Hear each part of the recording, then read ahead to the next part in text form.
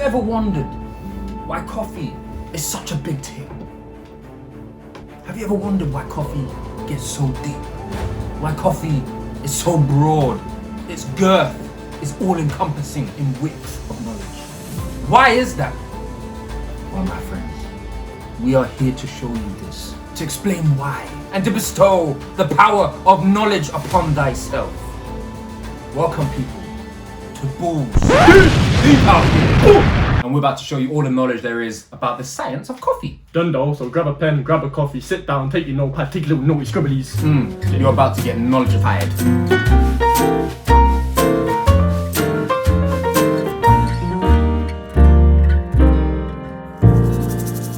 Welcome, people, this is Chris from Drypped Coffee. Welcome people, this is Jack, aka Captain Sexy. Come on. Alright guys, so as we said, we're going to get quite scientific in this, right?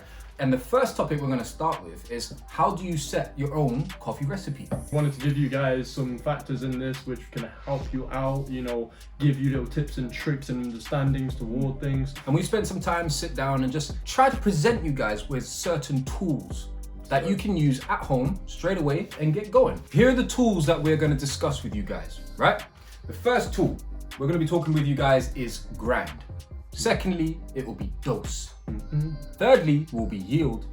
And fourth will be a thing called time. It's not as simple as just saying time. There's a lot of variables with that. It's quite a gray area. So we'll get to that when we get to it.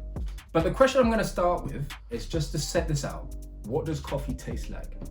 It tastes like coffee, you idiot. You need to know this, right? What does coffee taste like to you? And normally you'll come up with your idea of, this is what I like about it. This is the thing I like. Because coffee is a balance between acidic and bitter, okay? And then there's all the in-between. So the reason why I ask this question is when you have an idea of what coffee you like at the back of your head, you're understanding what you want to get from it. Everyone likes different coffee. For example, me and Jack, after like working all these years together, we've realized that I prefer a coffee that is slightly off the acidic mark, while you prefer... I prefer more of an acidic, funky taste, like that. Compared to you, I like something with a lighter body, where you like something with that big ass body. Exactly. Something you can just... Anyway, we're going to give a little example, and there's going to be a little scale at the bottom of the screen here that we're going to reference to the whole way through the video. The tipping point of acidic, right? Coffee starting with acidic, all the way down to bitter. What is acidic and bitter? Well, mine's going to take a little experiment, innit? Swear. Swear down. Let's give the people. We got the orange and we got the lemon. The lemon is typically a bitter taste, sourness, okay? And then we got the orange, which is typically an acidic taste. Yeah, got that citrus vibe about it. So, which one do you want? Well, I'm a little man, so... Well, You want one lemon? Yeah. Okay, we're gonna bite into this motherfucker. Oh!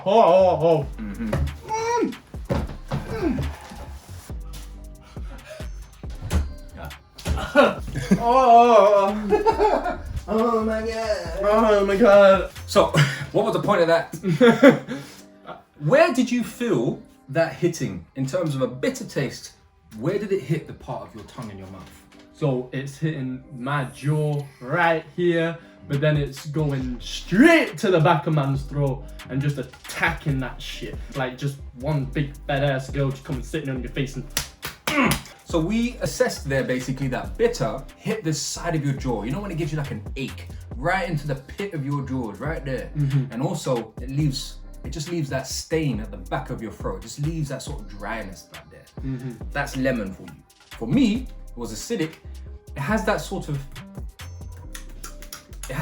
slapping, you know, that it just kind of like... It's like that ass slapping.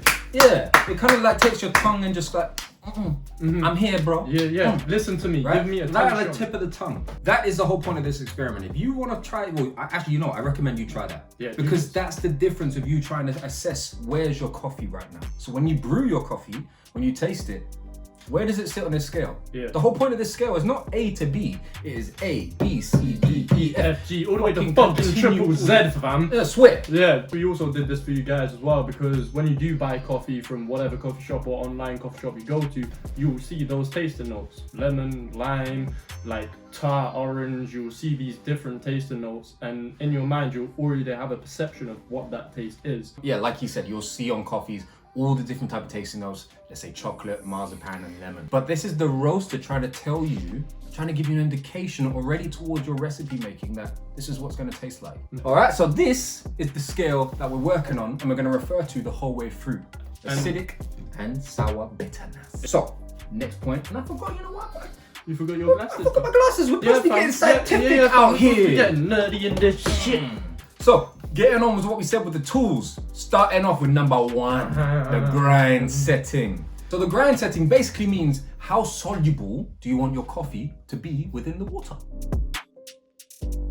But down, you know, coffee is semi-impermeable product, you know, or physical matter. We need to find the right grind setting to allow the water to sink into these pockets and extract some sexy essence for us, bro. There's two grind settings, right? You got coarse and then you got fine. Okay? Coarse, meaning that it's like rocks. The water's just slipping through it, picking out the outer edge of that coffee grind and bringing the acidic notes. When you go to fine, it's like sand, meaning that the water takes a little longer to get through it, picking up more of them characteristics of the coffee, bringing it down the scale towards the bitter end. It's a bit like this, right? You go into a club, you've had a bad day, right? You are in such a bad mood, you are gritty, you are coarse, you are nasty, you're in a bad mood, right? But then you lock eyes with that fine thing. When you lock eyes with that fine thing, you start dancing, and you start whining, and you start grinding into fine powder. When you leave, you are fine. When you are fine, you are ready to solubilize some of that essence of you into that cup. And guess what? It is impact time. Impact insertion time, ready for some percolation, some immersion. It's pressure time.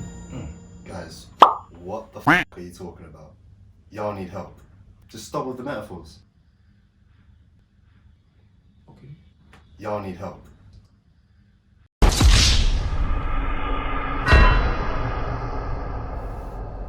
Putting it simply, the finer your coffee is, the easier it is for the water to stay within those granules and pick up as much as possible of those granules. When it's fine, it's like sand, it's a little softer, it's easier to penetrate the coffee grind to bring out more of the characteristics, while the coarse is a rock and it's harder for the water to penetrate within and to extract everything that there is of it. Yeah, so then the water just bypasses and just goes bye-bye, and you don't extract nothing but some weak, some praline cardboard flavor. Understand where you are with your grind setting. So maybe you taste your coffee, like he said, it hasn't got much body, right? Meaning that it's just a bit light, it hasn't extracted anything. It's just water and a bit mistiness of coffee. Meaning, where would that be? Well, that would mean that basically you're on the coarse end of the scale, because that coffee and water hasn't had enough contact time. But like you said, if you're then going over to the other end of the scale and you're going finer, you're making that contact time longer, so you are going to get more of that body in there with the coffee essence. Number two, Dose. dose is a little bit of a complicated thing, but sit down, hold tight, my man. Strap yourself in. We're going to take you through this. Take time. The dose basically means how present do you want your coffee to feel within your mouth? Do you want it to slap your tongue, give it a little tickle? Just a little, I'm present, yo, knock, knock, hey, I'm coffee. Or do you want it to be a big thing? Do you want it to sit on your tongue and be like, hey, I am here, I am tasty, swallow. Soap in your mouth and swallow. It's like you said, how present do you want that coffee to be? So for me, it's how present do I want all of those tasting notes or flavors to be. So if I'm going to use a bigger dose, then I'm going to end up hopefully more flavors if I've correctly used my correct grind setting. And then if I've used, if I'm using too little, or if I've used a little bit less, maybe it's to get some of those delicate flavors out of it. What I'm going to start off with, we are using tool number 2, but I'm going to quickly borrow some of the tool number 3. Yeah. We're going to get the yield and put this in the middle of 250 mils, okay? Because the dose is hand in hand in partnership with the water. Yeah. So let's say that we're using an AeroPress, 250 mils, okay? which is the size of the AeroPress. The dose, which will give you the mass little later on, the dose will be about 14 to 16 grams, okay? Let's say, for shits and giggles, we're going to use 9 grams with 250 mils. Bro. I don't think it takes a genius to understand what's going to happen there. You're just going to overpower that coffee, and that water's going to run through the coffee, and the coffee's going to be like, Wagwan, what happened? Me just got stripped. And then all the water's like, bare poor, because they didn't grab anything. There's no coffee to grab. It just rushed through that thing and just took the outer edges of that coffee and dumped it in your cup of murky water. Now let's take it to the other side. Let's say we put about 30 grams in there. Bruh. The water is overpowered now by the coffee. Normally means over-extracted, meaning that the water has sat in there for so long. It's so fine, there's so much dose. The water's like, where's the way out? Me nah know, but I'm just gonna keep collecting coffee until I find the way out. Y'all get me? And just till its pockets are overfull and it gets into the cup and everyone's looking at each other like, why are we bare fat? Because I was just collecting coffee, couldn't find the way out. There was just so much of it, I had to do my job. Swear down, he's not wrong, bro. He's not wrong, fam. But yeah, man, exactly. That's why we do use brew ratio, in order to help us get our strength, in order, you know, to help us give us an indication of maybe which direction, like you said, we should go. Should we go towards that 30-gram booyakasha in your mouth, or should we go towards maybe the more delicate flavors because the brew's a bit different? You know? I like what you said there. See, the way I came across and said it was, it's wrong to do this and that. No, coffee is coffee. You do what you want. He said, do you want more delicate flavors or do you want more wham? No, that's fine. Yeah, they need to get a coffee with tasting notes of wham on it. Raw. So, to round up the tool number 2 here, if you're using a set yield and you know it's proportionate to the amount of dose coffee you're using with the water, let's say you're using too little dose, you're going to be getting an acidic flavor. If you're using too much dose, you're going to be getting a bitter flavor, sour flavor. On to number 3. Tres. What's number 3? You. Vai, dry. Vai? What? It's Wait, dry, I wait, think. dry. Dry in general. Dry. It's bare dry. Fam, that I'm sorry, Germany, fam, your language needs to get a bit more positive. So, yield. Basically meaning, how much water do you want to use, fam? How much H2O do you want to put in that cup?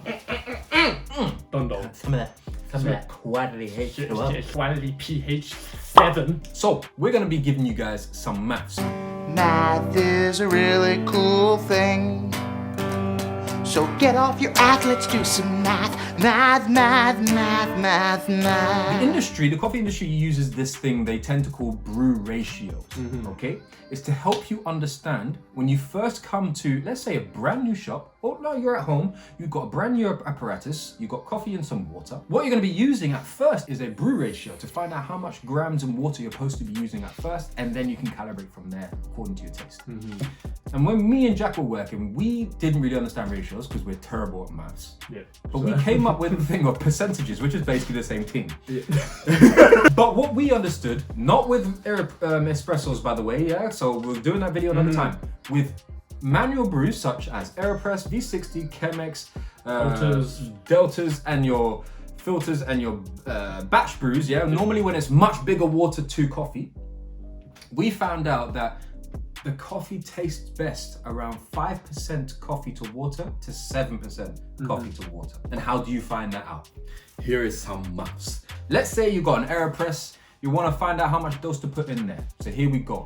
The AeroPress is 240. You want to say, let's say we start off with a 6, right? In the middle of 5 to 7%. So we'll just go 6. Let's find out what that is. 6% divided by 100. All right, so you get a nice round number of 0.06. Follow that. You're going times that by 240 equals 14.4 grams. Big man mathematics out here, fam. 2 + 2 is 4. -1, that's 3. Quick maths. That is right. It's perfectly right, my friend. Swear, you got that. Swear, fam, hard. Now, let's say for some reason, you just went gun-ho, you went all maverick in that shit, and you said, man's gonna use this amount of water and this amount of dose. You don't care about maths, you just went, fuck it. You taste it. That shit is sick. Hold on, what's the brew ratio to this? You're gonna take that dose, whatever it was, divided by the yield that you used, and you times it by 100, and that'll equal the percentage of your brew ratio. Boom, blood. Brew ratio. Dyslexic what? Yeah, what? Dyslexic who? Anyway, yeah, so like we were saying, like with these brew ratios and stuff like that, there are other ways of calculating it as well. Like that's our personal brew ratio way, but there are other brew ratios in order to calculate your coffee as well. But Bled, don't deep it too much though, yeah, because all it's telling you is how much of the essence are you just extracting. Yeah. Now, the interesting thing with yield and dose, just to round those two off together. Yield is the water obviously, and it has to come at a certain temperature. Normally your kettle, by the time it's finished boiling and you're pouring it into the AeroPress, it'll be around 93 degrees. Depending the coffee, the dose. Some coffees take different amount of temperatures than others. Some coffees will open up more than other coffees will, depending on the temperature. Because it is true, fam. Coffee absorbs water differently. Every coffee absorbs heat differently. It might expand, it might shrivel, you don't know. You've got to bear that in mind. In between those two, of 2 and 3, so dose and yield, in between is the heat. That's affecting your characteristic on your scale. So let's say we were doing a cold brew and we wanted to brew it for the same time we're doing an AeroPress, which is 30 seconds. You're going to get some acidic coffee when you're using cold water. If you're using ballistically hot water and my glasses go flying up, Oh, explosions! you're going to be getting some seriously over-extracted coffee, even burnt coffee, going that way, being bitter. If you're at home, you can't control how much heat you're using, or you can't alter the heat. But one way to get around the heat is to play around with your dose. So if you notice that, oh, hold on, my brew ratio is on point, but my coffee is still, let's say, really quite bitter. Just tastes a bit Cardboard, cardboardy. ash. What's going on? I've played with the grind, but it's still doing that. Might be an indication that your water's too hot. So what you're gonna have to do is up the dose. Just a little bit, by the way, not too much, like a gram.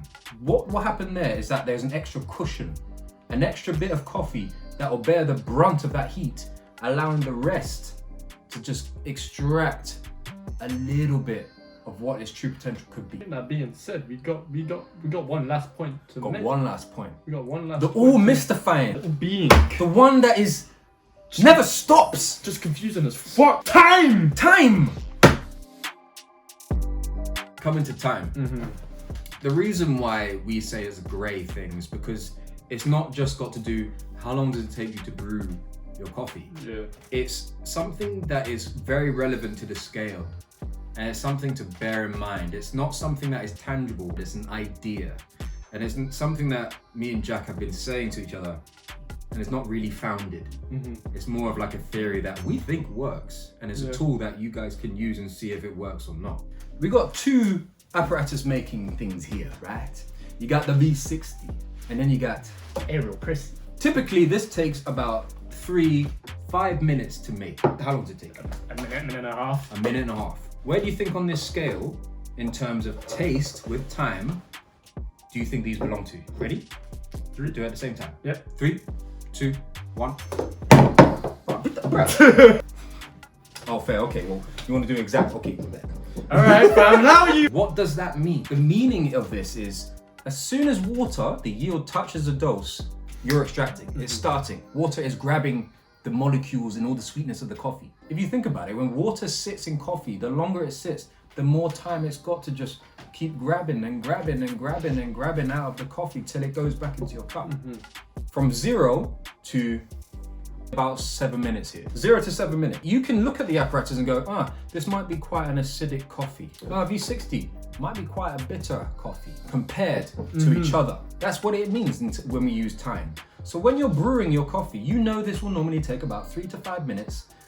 So if I'm aiming for the 3rd minute of the V60, I know I'm going to be getting a little bit more of an acidic coffee. If I'm aiming for the 7 minutes, I know I'm going to be getting more of a bitter coffee. That's what we mean by time. You just keep it in the back of your mind, and you're always looking at the clock while you're brewing going, cool, I'm starting to reach the acidic side, going to the middle, might get a little bit more caramelly tastes here. Okay, now it's getting to about 5 minutes, I might be getting a little bit more bitter, bolder flavors out here, more chocolatey, and then going to the burn side of burn things, the and cardboard tobacco, things. yeah, the numbness, the dark side of And it's life. not fair for us to say burn because some people might like that taste, and burn has like a connotation of, well, that's kind of bad.